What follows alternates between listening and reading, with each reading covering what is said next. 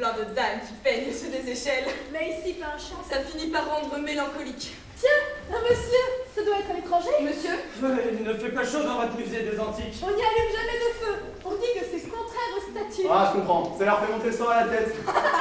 Monsieur est anglais? Moi, pourquoi voulez-vous que je sois anglais? Dame, nous voyons si peu de français. Non, je suis statuaire. Je viens dessiner, prendre des mouvements. Ah, alors monsieur viendra tous les jours. Peut-être.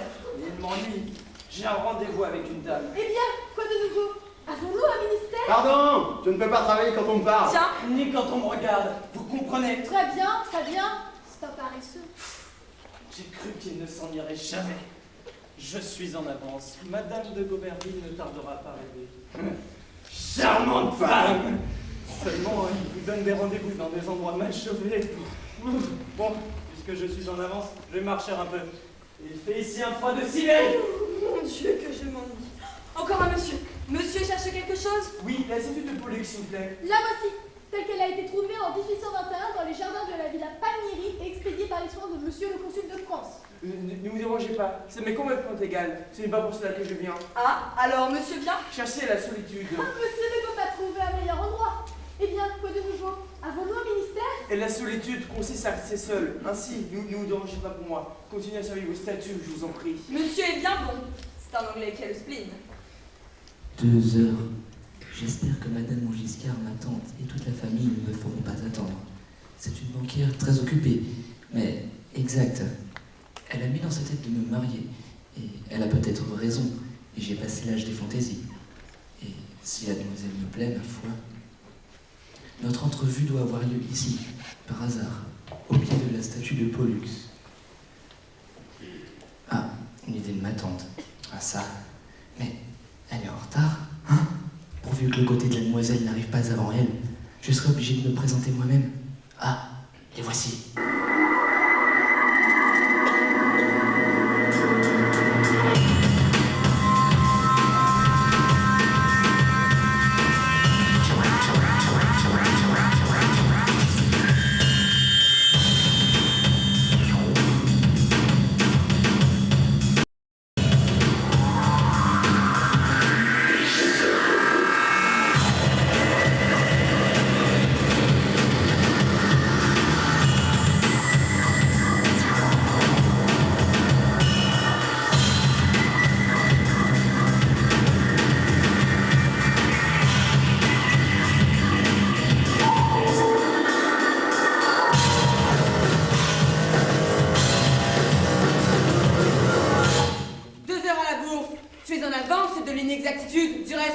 Aussi bien que possible, de ma position. Quelle position? De ma mariée, j'ai mal dormi. J'ai rêvé que ça s'y Mon ami, je te préviens que les plaisanteries sur le mariage sont très usées. Je suis ta tante, j'ai été ta tutrice, c'est moi qui t'ai élevée. Par conséquent, tu dois avoir confiance en moi. Eh bien, marie-toi, il n'est que temps. Comment? Tu te déplumes sur les tempes, tu as quelques fils d'argent dans les cheveux. Et enfin, les femmes commencent à avoir confiance en toi. C'est un symptôme. C'est pour ma tante. Mon Dieu, tu fais encore prime. Mais dans 2 ans, tu seras en dessous du père. Merci bien.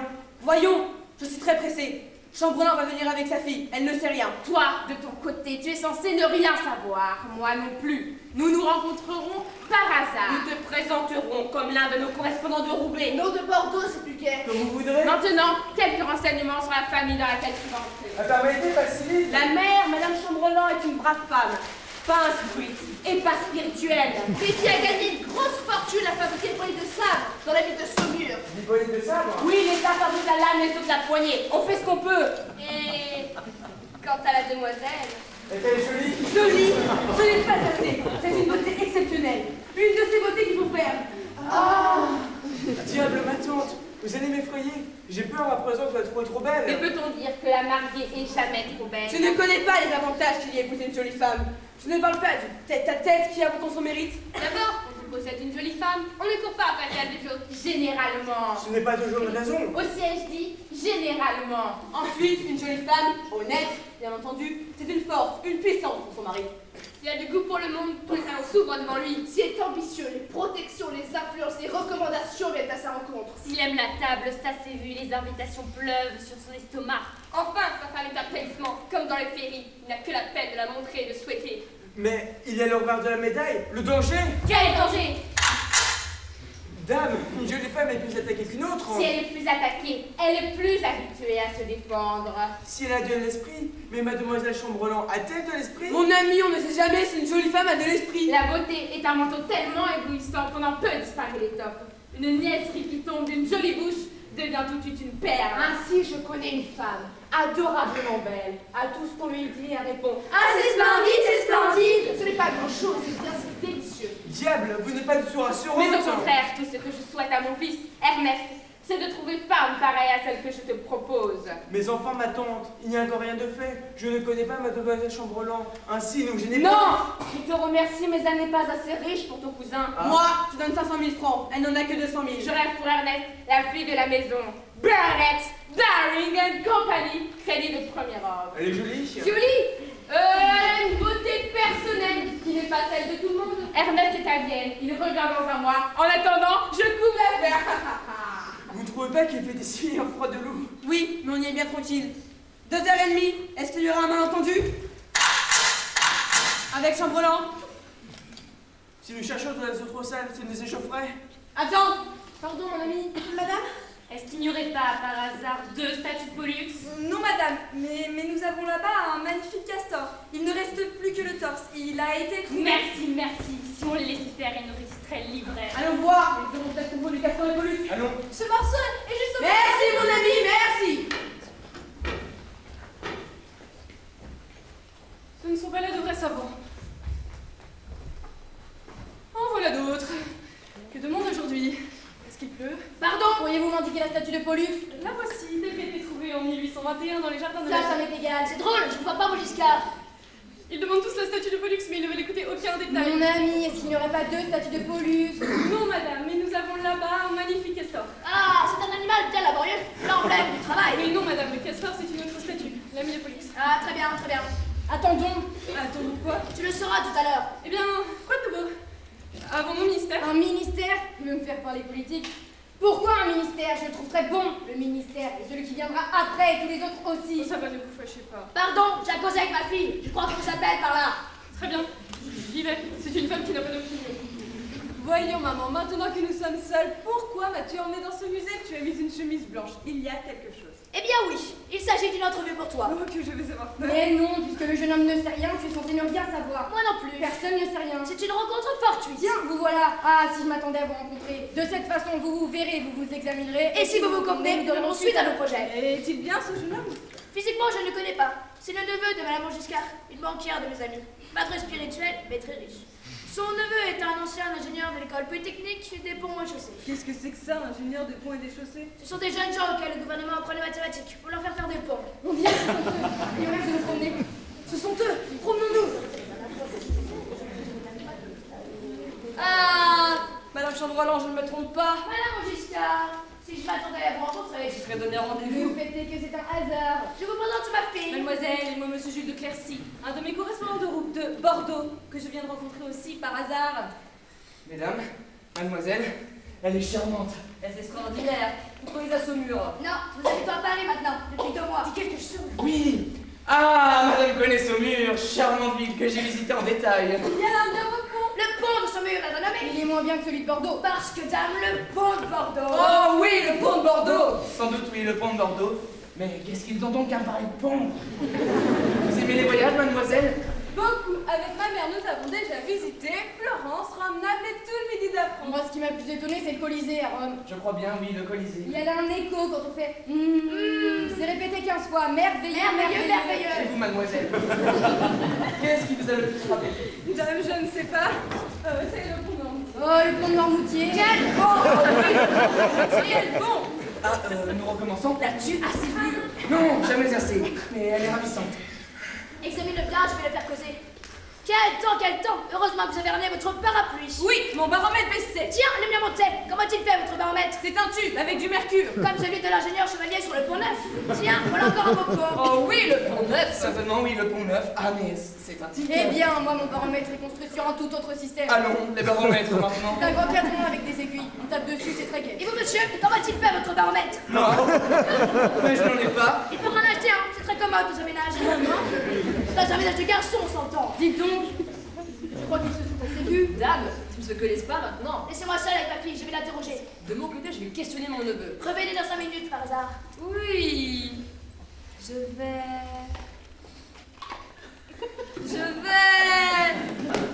perdre un gant. Ça nous fera une entrée. Bien. Caution de promenade. Mesdames, mademoiselles. Mesdames, mademoiselle. Enchantée. Charmée. Nous allons voir un sarcophage de Théodose qu'on dit extrêmement curieux. Il est très fin. Eh bien. Elle est ravissante, mais la mère ne m'a pas l'air forte. Oh, la mère, elle faisait très bien les poilissards. Voyons, comment le trouves-tu? Tu as eu le temps de l'étudier. Dame, maman, il me paraît comme il faut. Oui, il est distingué. Seulement, il parle un peu trop souvent de ses poules. Qu'est-ce que tu veux? Il a l'amour de sa profession. Après ça, s'il ne te convient pas, ne te gêne pas. Je ne dis pas ça. Avec ta beauté, tu peux choisir. Vous me parlez toujours de ma beauté, mais tout le monde n'est peut-être pas de votre avis. C'est impossible. Comme mère, je ne dois pas te faire de compliments, je le sais. Mais je ne puis m'empêcher de reconnaître qu'à la perfection du visage, tu joins la grâce, le charme. Oh, maman. Est-ce la vérité? Dans la rue, dans les promenades, on nous suit. Tu fais sensation. J'entends murmurer les propos les plus flatteurs. Mesdames, je ne le cache pas. Ça me fait plaisir. Ah bien, moi ça ne m'amuse pas. Tous ces messieurs qui vous regardent sous le nez. Ah, ce n'est pas de leur faute. Ils ne peuvent pas s'en empêcher. Dis-toi, ils ne peuvent pas s'en empêcher. Il faut t'habituer de bonne heure, ma chère fille, à recevoir les hommages qui te sont dus. Ta mère, qui était belle aussi, voyait tomber toute la ville de Saumur à ses pieds sans en être émue. Elle cueillait les cœurs sur son passage comme on cueille les fleurs dans un jardin qui nous appartient. Fais comme elle, mon enfant. La nature t'a comblé. Marche dans ton triomphe, ma fille. Marche dans ton triomphe. Mais maman. Maintenant, nous disons que cet ingénieur ne te plaît pas. Très bien. Mais je ne dis pas un mot de cela. Alors il te plaît. Très bien. Mais Avec ta beauté, tu peux choisir. Si tu le veux, il sera ton mari. ce n'est pas si pressé. Quand le reverrons-nous? Tout de suite. Mais il est parti. La tante a laissé tomber son gant. Le voici. Tu n'es pas censé le savoir. Nous non plus. C'est encore moi. Je viens de m'apercevoir que j'ai perdu l'un de mes gants. Vraiment, nous ne l'avons pas vu. Où diable peut-il être? Ah, le voici. On peut appeler ça de la chance. Ils sont d'une finesse. Eh bien, que dit votre neveu? Il est enthousiasmé, c'est du délire. Il est enthousiasmé, c'est du délire. Et votre fille, son sentiment? Il n'a pas déplu. Il n'a pas déplu. Il n'a pas déplu. Bravo, alors faites ma tante, faites la demande. La demande ici. Puisque nous sommes réunis, il faut battre le fer. C'est juste d'ailleurs, nous sommes pressés. Dites-nous, nous allons vous faire la demande. Comment? Au musée? Il n'y a personne. Nous serons aussi bien là que dans leur salon. Cependant, les convenances... Vous savez, moi, je suis une femme d'affaires. Je n'ai pas une minute à perdre. Ah, je comprends. Il va apparemment... On va faire la demande. Comment? Mais je ne suis pas en toilette. Madame Chambrelan, tante de mon neveu, j'ai reçu cette confidence. Il l'aime. C'est fatal. Une minute a suffi pour le fixer. Il cherchait une jeune fille accomplie, il a trouvé un ange. Très bien. J'ai donc l'honneur de vous demander, de mon neveu, la main de mademoiselle Chambrelan. À vous. Madame Montgiscard, mère de ma fille, je crois être son interprète. Et le mien, en vous disant que votre requête nous honore autant qu'elle nous flatte. Monsieur de Clercy, je vous considère à partir d'aujourd'hui comme le fiancé de ma fille. Et je vous autorise à donner cours à l'admiration légitime qu'elle est en droit de vous inspirer. Voilà qui est fait, 22 minutes. Ah, madame, mademoiselle, que je suis heureux. Que vous êtes bonne, mademoiselle, d'avoir bien vu ma grille. De moment, monsieur, que vous étiez présenté par ma mère. Je vous promets l'affection la plus profonde, la plus dévouée, la plus tendre. Et voilà parti. J'ai été comme ça. Le jour où j'étais acceptée dans ma joie, j'ai cassé un globe de pendule. Comment ça? J'avais ma canne à la main, et en me jetant dans les bras de ma belle-mère, oh, ça me permet.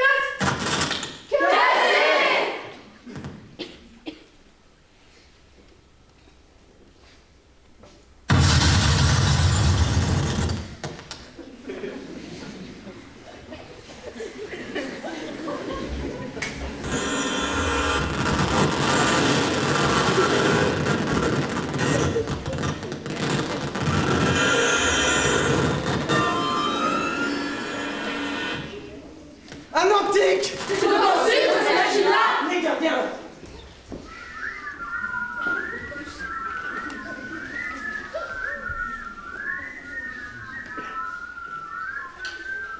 Ils sont partis. Ils sont partis! Ils sont partis! Nous voilà bien. Ce bras est au gouvernement et c'est le droit. Le bras droit du gouvernement. Que faire? Cachez-le et sauvons-nous! Oh non. On pourrait croire que je veux dévaliser le musée. Si je pouvais le remettre adroitement. J'ai votre affaire. Je connais une boutique en face, le guichet du Louvre, où l'on y vend une espèce de composition appelée mastic d'Athènes. Qu'est-ce que c'est que ça? Une espèce de poudre fine blanche en sachet. Il paraît que ça recolle pour l'éternité. Jules! Jules! Va me achète de ce mastic d'Athènes en face de guichet de l'eau. Moi, à votre place, j'aimerais mieux déclarer l'accident. Merci pour qu'on nous fasse payer la statue entière. Va, dépêche-toi. Vous le voulez, j'y vais. Nous allons recoller ça à nous deux.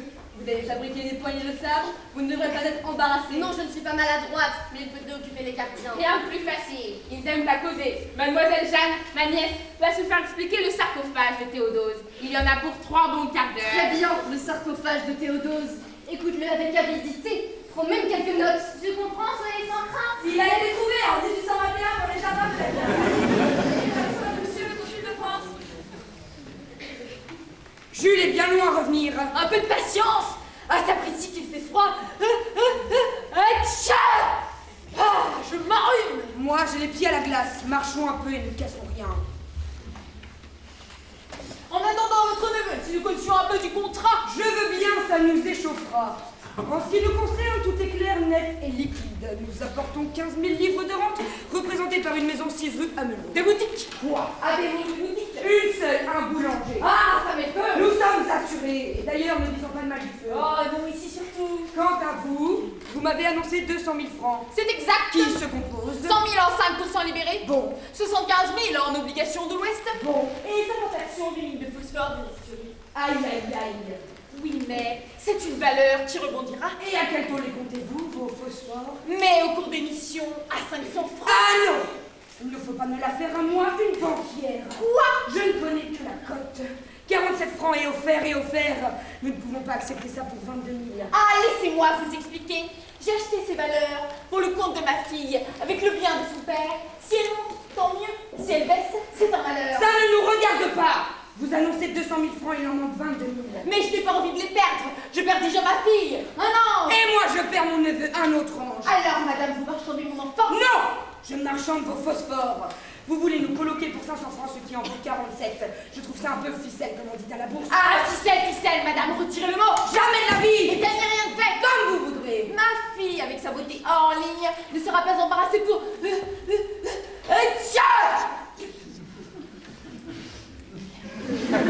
Que Dieu vous bénisse. Merci. Et fasse remonter les phosphores. Serviteur. Jeanne. Dame, les affaires sont les affaires. On ne peut pas me laisser rouler comme ça. Christy, que ce bras nous gêne. Mon neveu ne revient pas. Ah, enfin. Voilà votre affaire. Mastic d'Athènes avec la manière de s'en servir. Très bien, tu vas m'aider. Volontiers. Et je ne vois que Madame Chambellan et sa fille. Il vient de partir. Partir. Les négociations sont rompues. Rompues? Figure-toi que cette maman Chambellan est l'indélicatesse même.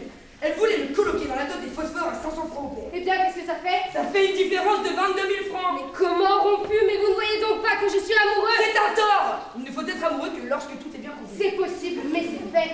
J'aime la jeune fille, j'en suis fou. Je prends les phosphores au père et je l'épouse. Encore que tu tries, je proteste. Ça m'est égal. Je cours après eux, je leur fais des excuses et je les ramène. Malheureux. Pourvu que je les retrouve. Ah, maintenant. Ah, mais ce garçon ne fera donc jamais un financier. Personne, un coucou mon police. Il doit m'attendre ici, en dessinant. Oh. Ah, ce sont eux. Quelqu'un? Madame Giscard. Madame de Gauberville. Que le diable l'emporte. Quel contretemps. Ah, quelle charmante rencontre. En effet, je ne m'attendais pas. Nous adorons les statues. Dès que nous avons un moment à nous, nous accourons au musée des Antiques. Fais comme moi, j'aime la vraie. Il n'y a que celui-là. Comment se porte votre cher mari, monsieur de Gauberville? Très bien, fort occupé, son chemin de fer, le Grand Occidental dont il est administrateur, l'absorbe complètement. Complètement. En vous voyant, je ne puis le croire. Ah, Madame Giscard, vous êtes galant. Comme je le pense, madame, je le dis comme je le pense. Elle est bien gênante. Est-ce qu'ils ne vont pas s'en aller? Madame, Nous ne nous connaissons pas. Ah, En voilà un autre à présent. Adieu, chères mesdames. Madame, hommage à monsieur de Gauberville. Dans un quart d'heure, au musée d'artillerie. C'est celui-là qui gêne maintenant. Il met la main sur le toucheur. oh! Quoi? Mais il lui manque un bras. Non, j'ai toujours vu comme ça. Pardon, je l'ai dessiné ce matin, le voici. Tiens, c'est vrai, ma foi, il en a deux. Qu'est-ce que l'autre a-t-il pu devenir? Il est sans doute en réparation. Décidément, le jour est fort détestable. Je reviendrai demain. Mesdames, Monsieur.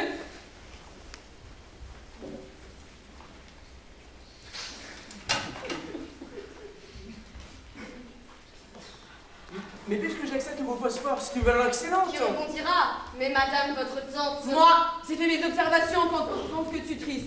Mais puisque cela convient à mon neveu, tout est arrangé. Tiens, le bras aussi. Vous l'avez replacé, il est très bien. Oui, je trouve que comme restauration, c'est assez bienvenu. Mais mes yeux me pardonnent. Vous l'avez recollé à l'envers. Comment? À l'envers, ma foi, vrai. Il va falloir le recasser. Ah, regardez là. Il est capable de s'en apercevoir. Filons. Allons causer de nos derniers arrangements. Où ça? Au musée d'artillerie. Pourquoi, monsieur d'artillerie? C'est plein de poignées de sable non échauffées. Évitons le gardien.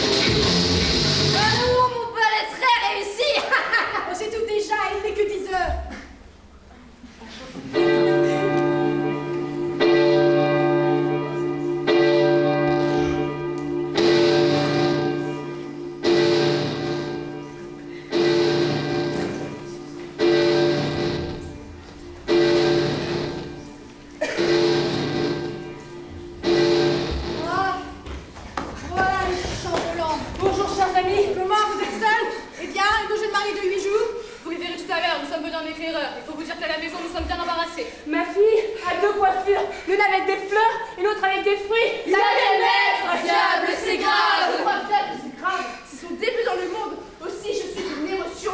Alors nous avons pris un grand parti. Nous nous sommes jetés dans un fiacre et nous sommes venus pour inspecter les coiffures. Si c'est le fruit qui domine, nous mettrons les fleurs. Et si ce sont les fleurs, nous mettrons le fruit. Naturellement, c'est une modiste que cette mère-là. Et le ménage, comment va-t-il? Ah, ça! Depuis 8 jours qu'il est marié, votre neveu ne cesse de regarder sa femme.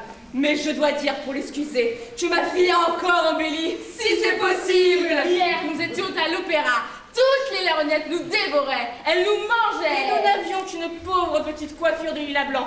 Bon, je passe mon inspection et je me sauve. Madame Montgiscard? Ah, c'est mon teneur de livres. J'y suis très attachée. J'ai invité toute la famille dans la foulée. Ma générosité me perdra. Bonjour, Molino. Je voulais remercier madame de l'honneur qu'elle nous fait en nous invitant, moi et les miens. Il n'y a pas de quoi, mon ami. Entrez dans le bal, promenez-vous, prenez des rafraîchissements. Comme tout le monde, vous m'entendez? Absolument comme tout le monde. Vous êtes bien bonne, madame. 1000 fois trop bonne. C'est un employé laborieux, exact, honnête, et seulement 800 francs d'appointement. Décidément, nous mettrons des fleurs. Dis donc, je vous présenterai mon fils. Il est arrivé de Vienne ce soir à 5 heures. Il s'habille. Mais je ferai sa connaissance avec plaisir. On le dit très bon cavalier. Il est superbe, élégant, distingué. Il est un homme, ce que votre fille est en femme.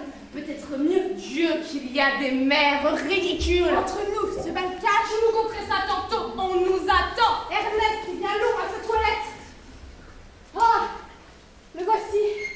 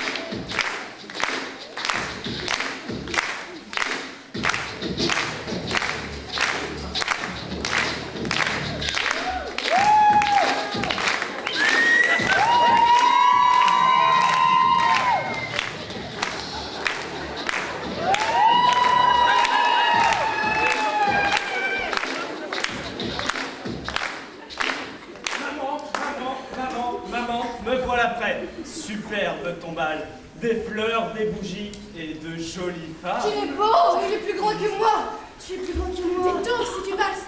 Prends bien garde à te refroidir et au besoin va changer, ne te gêne pas. C'est ça, entre chaque quadrille. Voyons, parle-moi un peu du mariage de mon cousin. Sa femme est-elle jolie? Charmante, remarquable même. Ah, tu me présenteras? Oui. Mais ne va pas t'aviser de porter le trouble par là. Oh, sois tranquille, la famille c'est sacré. J'aurai cependant le droit d'y exercer quelques représailles. Pourquoi? Mon cher cousin m'a soufflé il y a 5 mois une petite relation. Alors donc, il y a une femme qui a pu préférer à toi. Absolument. Je ne la connais pas, mais j'ai une pauvre opinion de cette dame. Alors revoilà ton génie qui grimace. Tu n'es pourtant pas difficile à habiller, toi. Mais tu t'inquiètes de ma toilette comme si j'étais une demoiselle à marier.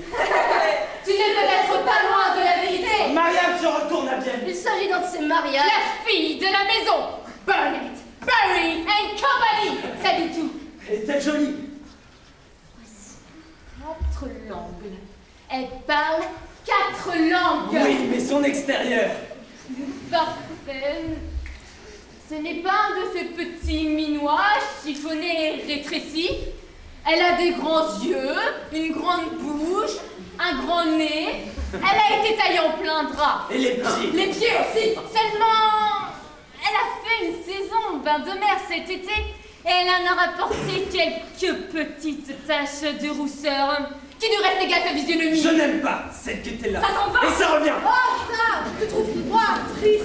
Dame, franchement, je ne songe pas du tout à me marier. Ah, alors il y a quelque ambition roche. Voyons, sois franc. Je ne suis pas du genre à contraindre des inclinations. Tu es une autre femme. Eh bien... Eh bien... Eh bien... Eh bien oui, C'est vrai! Qui ça?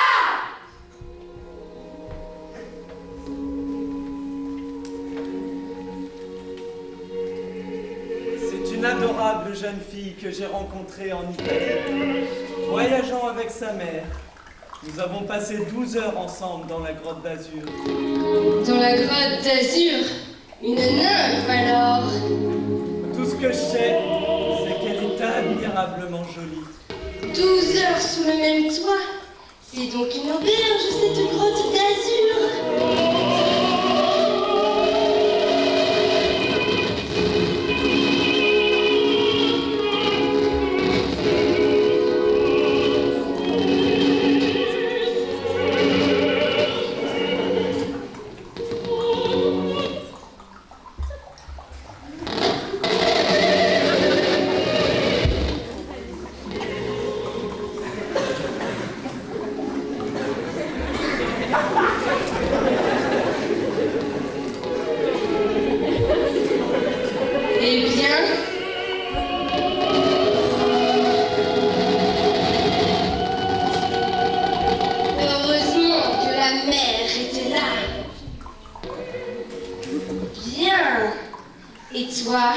Qu'est-ce que tu as fait?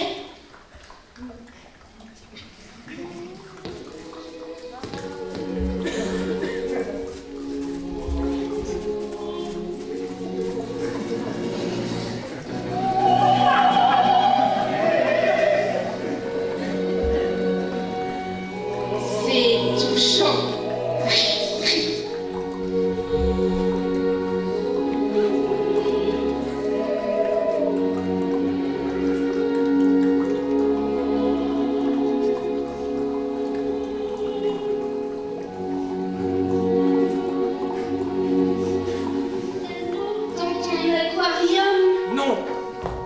Chanter.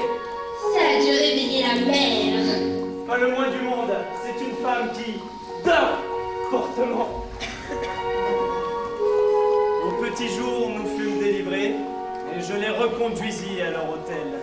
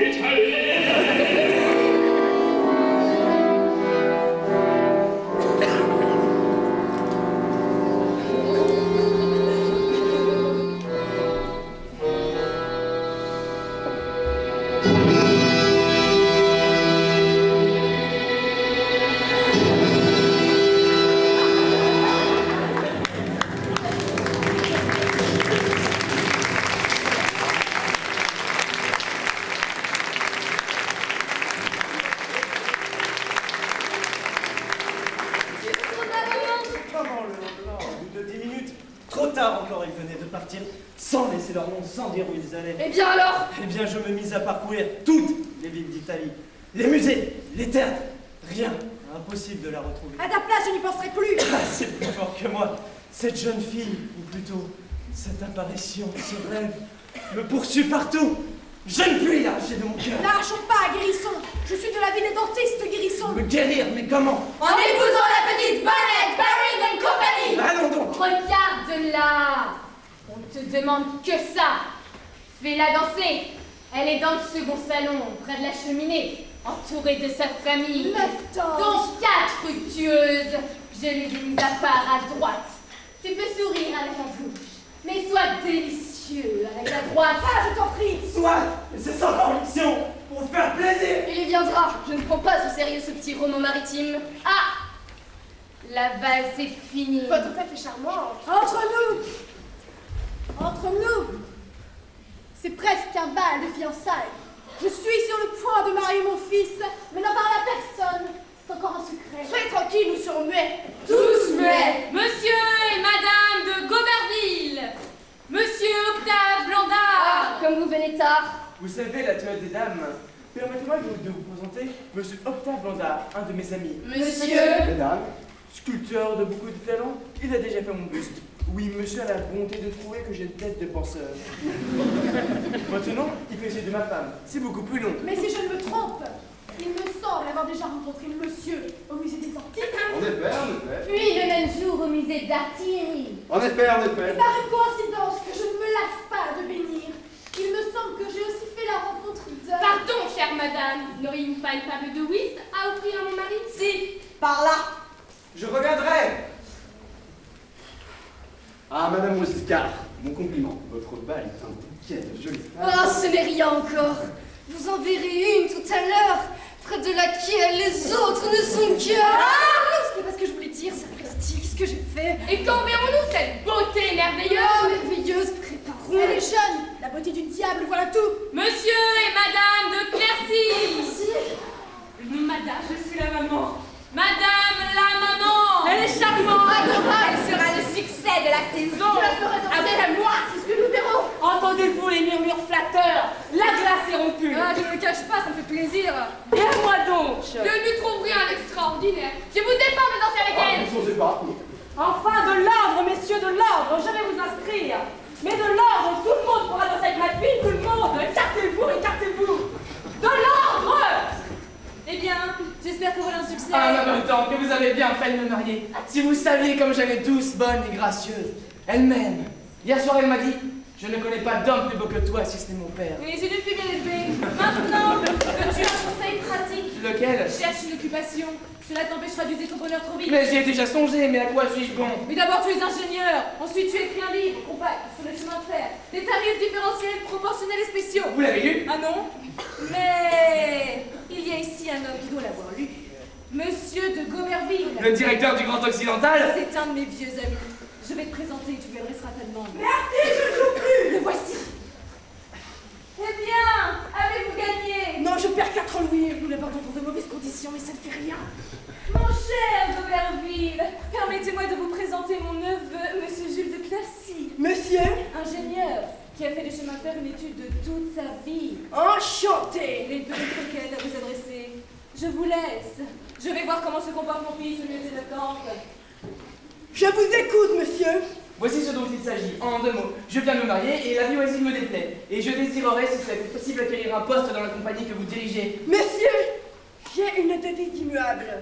Respect, droit d'acquis, jamais de pas le droit. J'ai pourtant quelques titres, j'ai écrit un livre sur Mais les femmes. monsieur, qui est-ce qui n'écrit pas sur les chemins de fer? Comment s'appelle-t-il, votre livre? Des tarifs différentiels, proportionnels et spéciaux. Vaste matière, mais il y en a 14 sur ce thème-là. Très bien, monsieur, je n'insiste pas. Il me reste le regret de vous avoir importuné. Mon ami, ma mère vous demande tout de suite. J'y vais. Monsieur de Goberville, Madame de Clercy. Sa femme, jolie comme un ange. Votre mari est un homme charmant. Oh, monsieur, vous êtes peut-être indulgent? Au moins que vous, sans doute, car étant marié depuis peu. Depuis 8 jours seulement. 8 jours.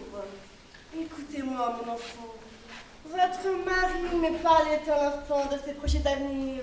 Il souhaiterait, il désirerait s'occuper. En effet, monsieur. Il m'a fait entendre qu'il ne serait pas éloigné d'accepter une place dans mon administration. Me permettez-vous d'appuyer sa demande?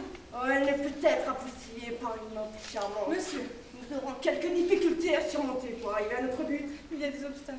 Oui, mais nous y reviendrons. Car vous m'intéressez. Votre mari aussi. Beaucoup. Beaucoup. C'était Mazurka.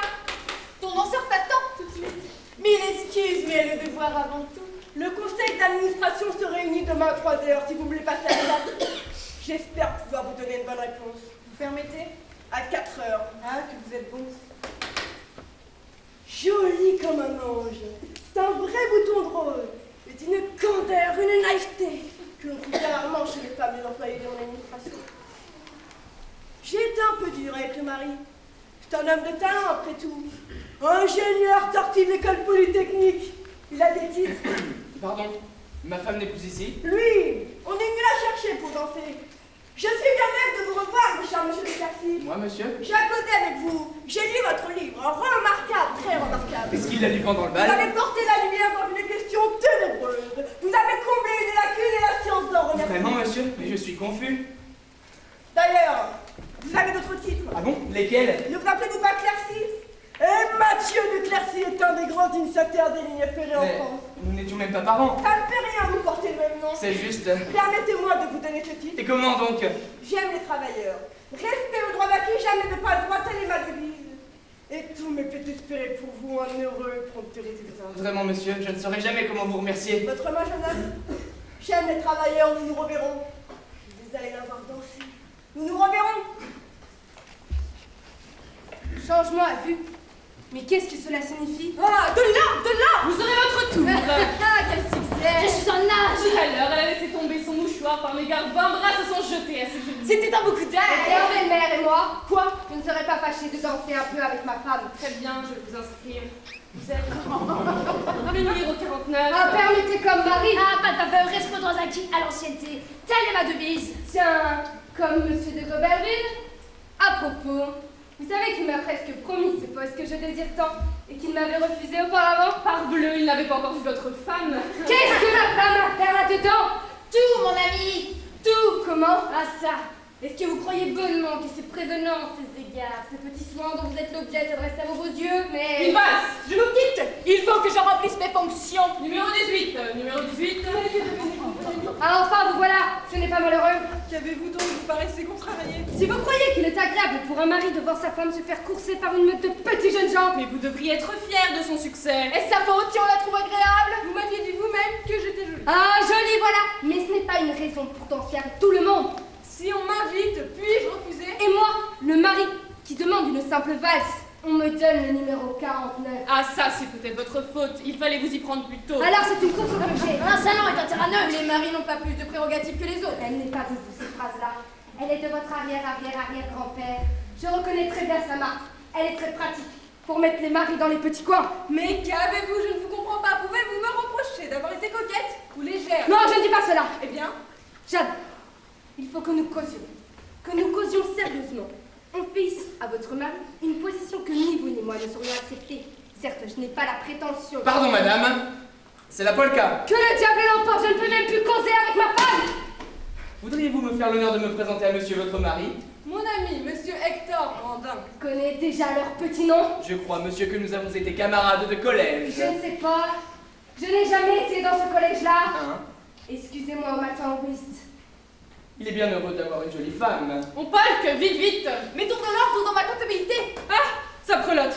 J'ai accordé le numéro 22 à 3 personnes. Ah, je ne vois qu'un moyen, c'est de tirer au sort dans sa chapeau. Hein? Vous? Sa mère?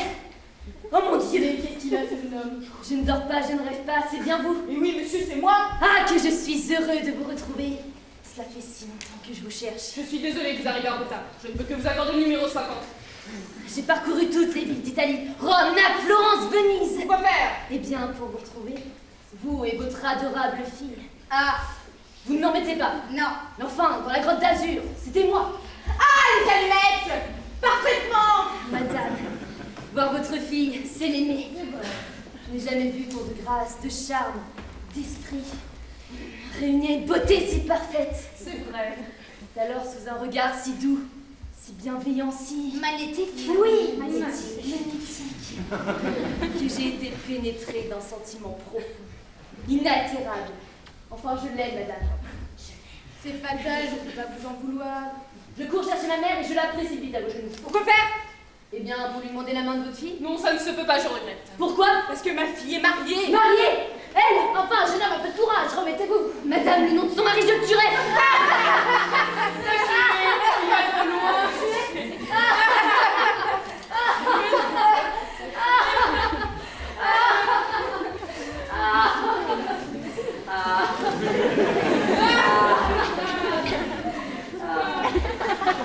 Enfin, te voilà. Permets que je te présente ma femme. Sa femme! Madame, notre cousin Ernest Montgiscard. Oh, le malheureux. Un garnement que j'aime de tout mon cœur. Madame, Monsieur. sa femme, je pourrais la voir tous les jours. Vous dites, Madame Chambrelan, ma belle-mère et ma belle famille. Mesdames, Monsieur. Il ne tue personne, c'est un poseur. eh bien, au sol. J'aurai bientôt à t'adresser mes félicitations aussi. Ta mère m'a parlé d'un mariage. Jamais! Il ne manquerait plus que ça. Jamais. Tu veux te faire chartreux? Non, Mais j'aime une personne que je ne puis épouser, et jamais mon cœur n'appartiendra à une autre. À la bonne heure. Pauvre garçon, ce n'est pas ma faute. J'ai invité une tante à droite, puisque mon fils dort. Ah, ça, qui est-ce qui conduira le cotillon? Oh, ce n'est pas moi. Oh, le cotillon! C'est bien usé. Hier au bal de la baronne Tillac, on l'a remplacé par une idée charmante. On a joué aux enchères. Qu'est-ce que c'est que ça? Chaque dame a fourni un lot que les messieurs ont poussé au profit des pauvres. Oh, c'est charmant, c'est charmant. Eh bien, faisons comme chez la baronne. Oui, allons-y. Vite, une table! Mon commissaire-priseur, vous allez commencer. Ah non, pas moi. Le lever de rideau, merci. Alors, ma nièce, votre lot? Je ne sais que mettre, je vous jure. Ton bouquet. Par exemple, C'est par lingot. Nous mettons en vente un bouquet de lilas blanc porté par madame. Ça n'a pas de prix. le bouquet de ma femme, je ne me laisserai adjuger à personne. Père Boulino, rendez-moi un service. À vos ordres, monsieur Ernest. Poussez ce bouquet jusqu'à ce qu'on vous l'adjure. Combien C'est disons-nous? pour mon compte, gardez-moi le Commençons secret. comme vous voudrez. Il y a un marchand à 6 francs. 100 francs. 120. 120, pas d'erreur, c'est de mon côté. On a dit 1, 121, 300, voyons, messieurs. 350. On a dit 1, 351. Allons donc, 500. 500. Quel succès! Il ne pourra jamais payer, pourvu que ça ne lui reste pas. 500, personne ne dit mot. Je vais être jugé. Une fois, deux fois, sans regret. 1000 francs. 1000 francs, Mais messieurs. Dieu, fou! Je pas mal par ce monsieur. Vous le mari, mais un mari, ça ne pousse pas au 1000 francs! Allons, messieurs, ça vaut mieux que ça! Et si on l'a dit? 1000 francs, messieurs, 1000 francs! 1000 francs, 1001, 1001, demande à voir! Un cassant. Voyons, monsieur, vous me compromettez. Non. Allez donc. 1001 francs, messieurs, 1001! J'abandonne. Mais j'aurai une conversation avec ce gros portier. 1500, personne ne dit mot! Adjugé. Avec 1800 francs d'appointement, alors il me vole! Marche dans ton triomphe, ma fille. Marche dans ton triomphe. Nous reverrons, monsieur. Hein? Quoi? La soupe est servie.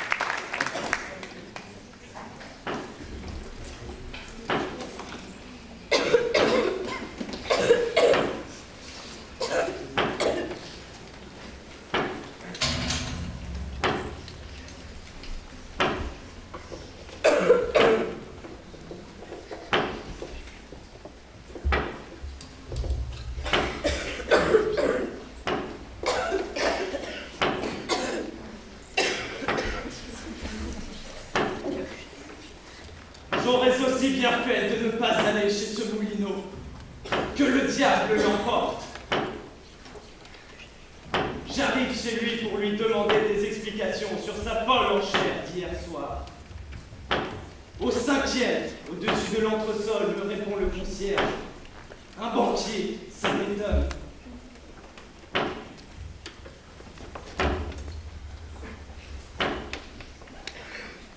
J'arrive et je monte dans une mansarde.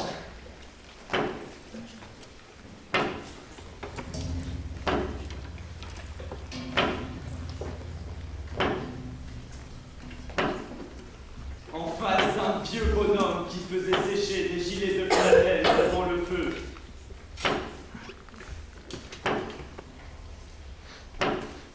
Et qui toussait.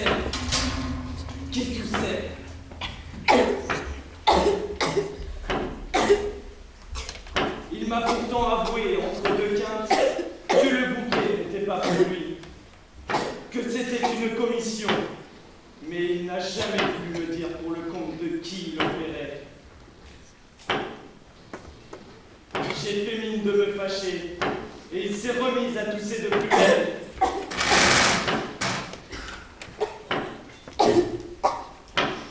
Impossible d'avoir pareille affaire avec un pareil père. Mais qui donc a poussé le bouquet de ma femme? Oh, je veux le savoir, et je le saurai.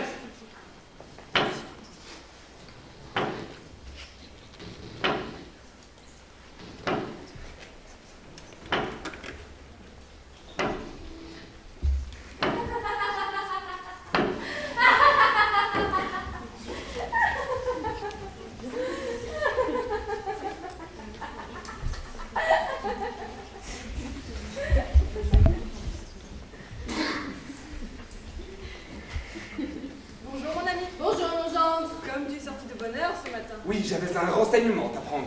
Et toi, te ressens-tu des fatigues du bal? Du tout, je suis prête à commencer. Voilà les femmes infatigables. Quel début, on peut appeler ça une jolie première. Comment? La scène du bouquet surtout, elle a beaucoup impressionné. Mais vraiment, belle-mère, à vous entendre, on croirait que ma femme est une actrice qui monte sur les plans. Le monde n'est-il pas un théâtre? Oh, j'ai bien peur maintenant d'avoir toutes ces dames contre moi. Tant mieux, morbleu. Ce monsieur Moulineau doit être un homme considérable. Il faudra lui faire remettre votre carte. Je la lui ai portée ce matin.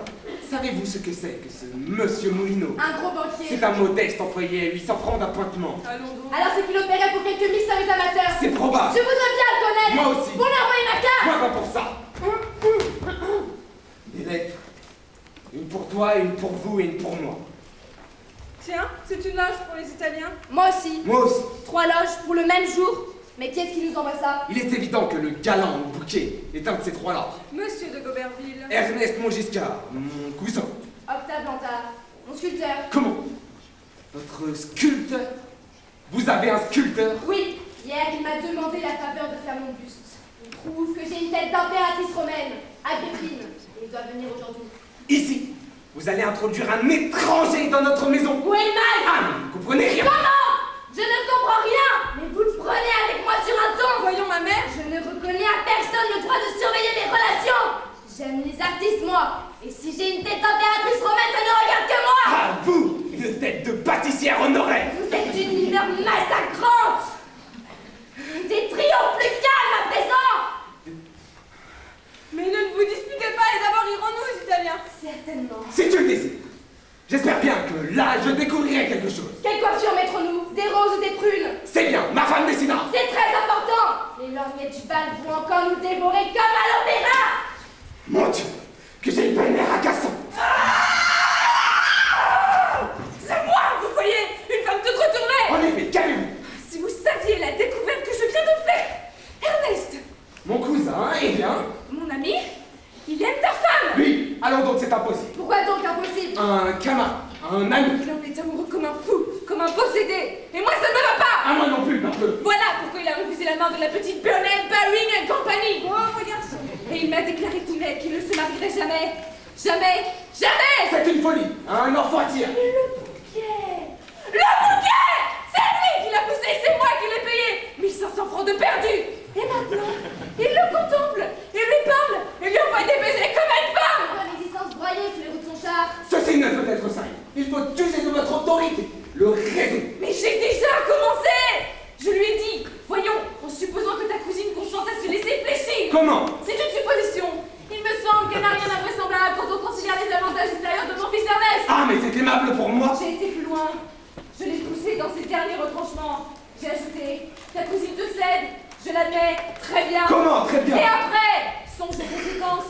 Je ne parle pas du mari qui ne le sera pas, mais où cela te conduira-t-il? À une de ces liaisons bâtardes?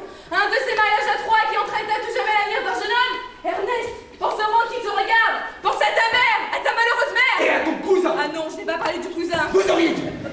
Certes, je suis bon garçon, mais je suis homme à lui mettre 3 pouces de fer dans la poitrine. Achille! Tu ne feras pas ça!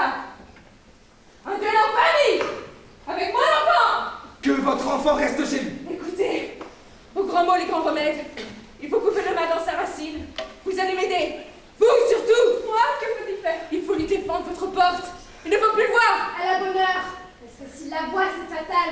Vous envoyez une loge des Italiens, je le sais. Eh bien, je vous demande, comme un service, de ne pas y aller. Ah, ça vient volontiers. J'accorde. Et si, malgré toutes vos précautions, le hasard vous le faisait rencontrer, soyez implacable, soyez impitoyable. Dites-lui qu'il n'a rien à espérer et que vous ne manquerez jamais dans vos devoirs. Très bien.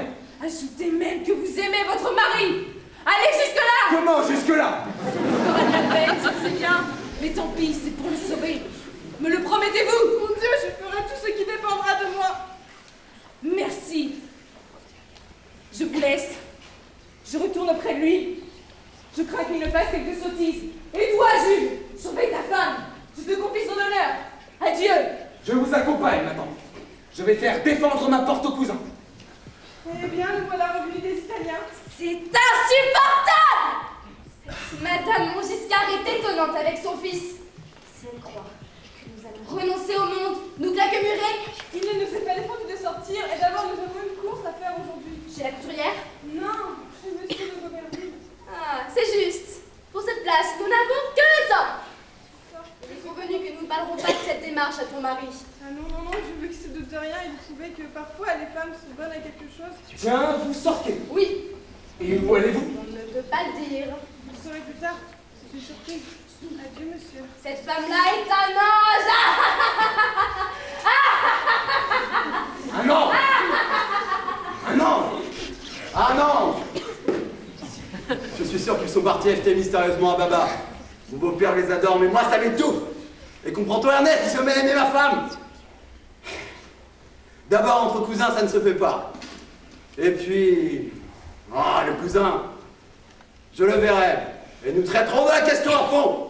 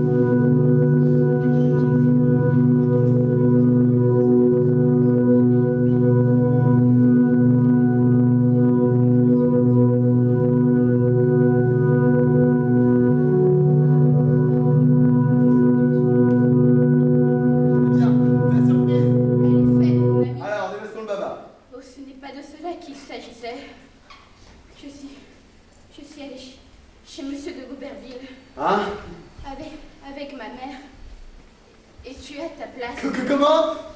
Dans ce moment même, on expédie ta nomination. Maman l'attend pour te la porter. Mais sur quel ton tu me dis cela, voyons, tu as l'air contrarié. Oh, du tout. Mais je ne me chargerai de ces démarches-là. Mais pourquoi, voyons? Tu as quelque chose? Viva! L'affaire est dans le sac, m'a porté ma nomination. Monsieur de Goberville avait dit à Jeanne, venez demain à 4 heures. Nous avons tenu à l'accompagner parce que c'est plus convenable. Merci, Et belle-mère. comme nous n'avions pas de lettre d'audience, nous sommes restés dans l'antichambre. Mais Jeanne n'a eu qu'à dire son nom. Elle est entrée tout de suite. Avant 5 personnes qui attendaient, dont un monsieur décoré qui faisait amener. Elle a été reçue admirablement. Elle nous a tout appris. Ce monsieur Goberville est un homme de courtoisie parfait. Il l'a fait asseoir près du feu, dans son propre fauteuil, s'il vous plaît. Il lui a mis un tabouret sous les pieds.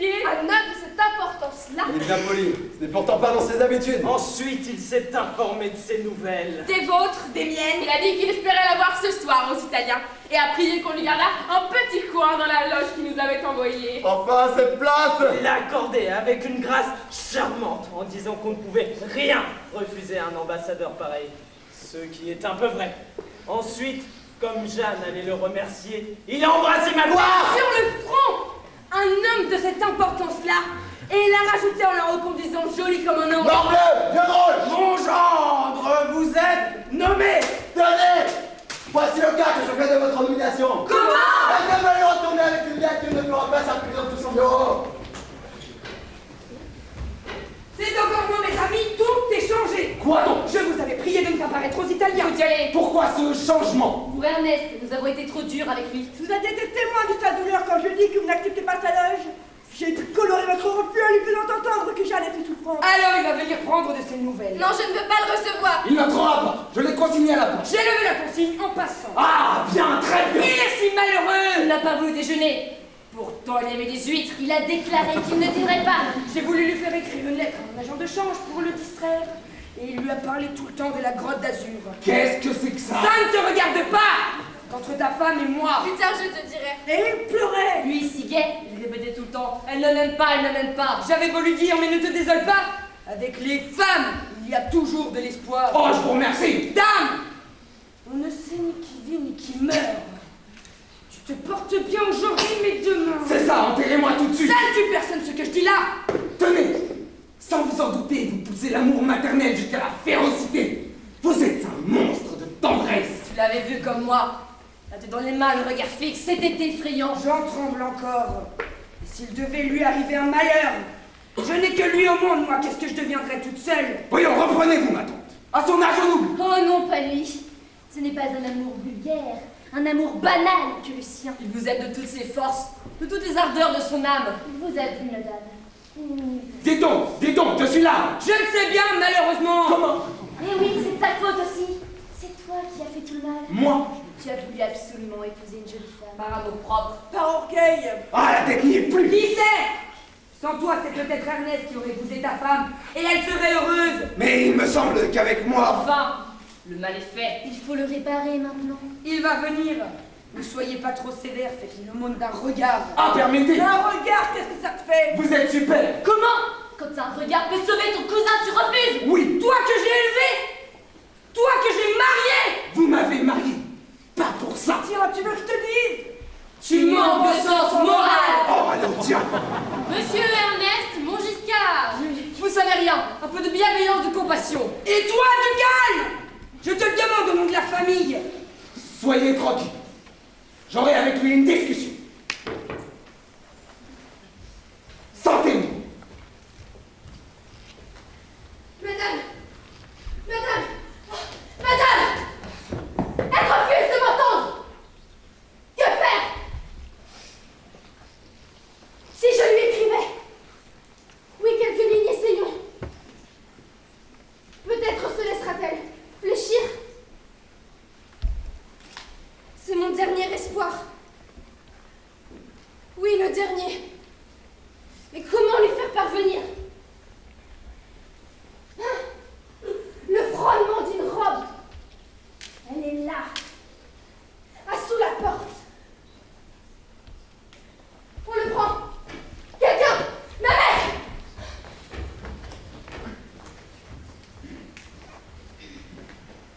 Madame Montgiscard, si vous saviez ce qui se passe, le malheureux est-il parti? Qui ça? Votre fils! Mon fils. Lisez.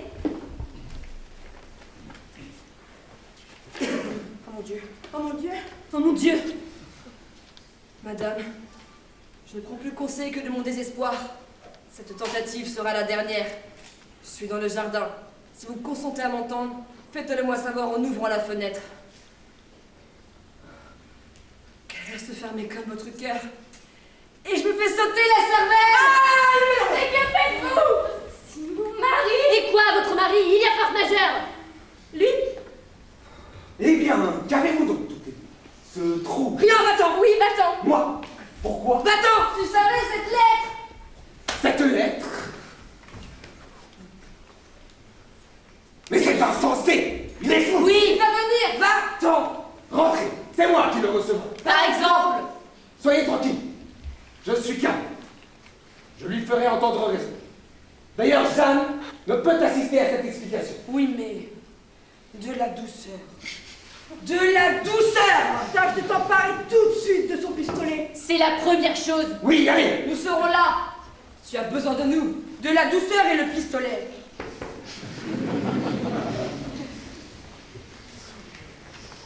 C'est le bouquet! En voilà un qui veut se brûler la cervelle sous mes fenêtres! Oh, les jolies femmes! C'est un imbécile! Un camarade! Un ami! Un gamin! Je l'ai! Merci, madame. À nous deux! Pas d'enfantillage! Tes armes! Il me faut tes armes! Je les veux! Malheureux! N'as-tu pas pensé à ta mère, à tes amis, à ta famille? Et tu voulais... Tiens, il n'est pas chargé? Oui, je suis fou. Criminel. Raison de plus pour en finir. Au fait, tu as peut-être raison. Je ne peux pas t'offrir ma femme. D'un autre côté, tu ne peux pas y renoncer. Non, je ne te le demande pas. Il n'y a donc que ce moyen d'en finir. Donne.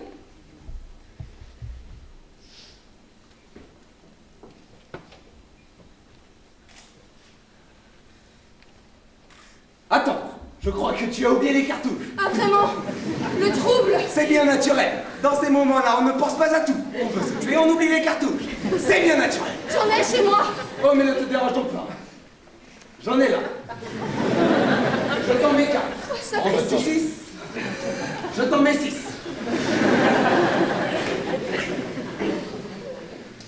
Tiens, va, je ne regarderai pas, je suis trop sensible. Mais alors, tu es un farceur?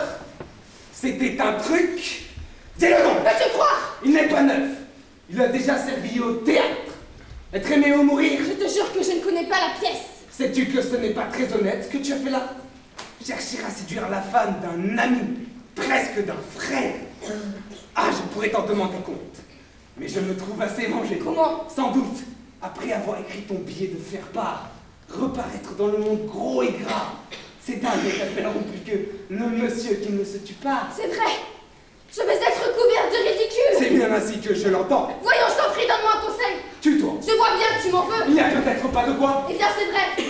J'ai eu un moment d'égarement de folie.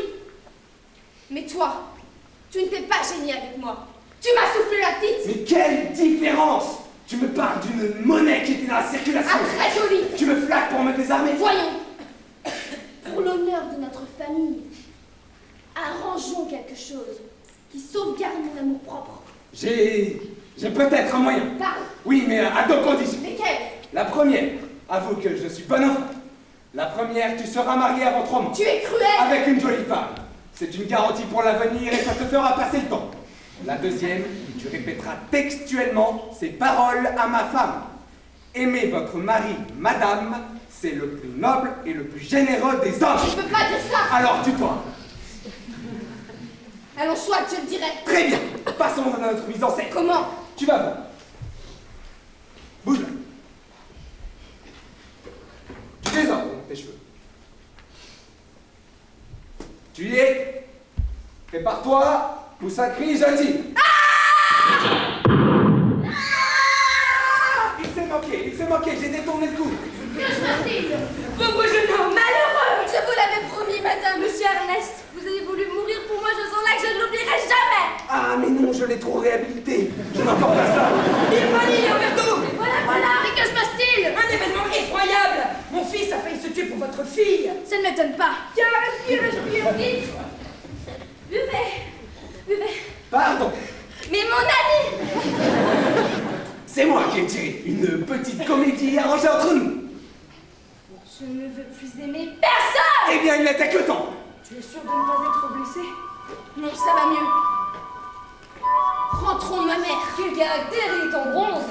Et nos conditions, Je les oubliais. comme les cartouches. Ma mère. Oui. Je vous donne 3 mois pour me chercher une femme. Et maintenant, aimez votre mari, madame. Aimez votre mari, madame. C'est le plus noble et le plus généreux des hommes. Ah, c'est bien vrai. Et je ne lui ai pas fait dire. Chère petite Jeanne, on dira ce qu'on voudra. Il y a des moments où les jolies femmes ont du monde.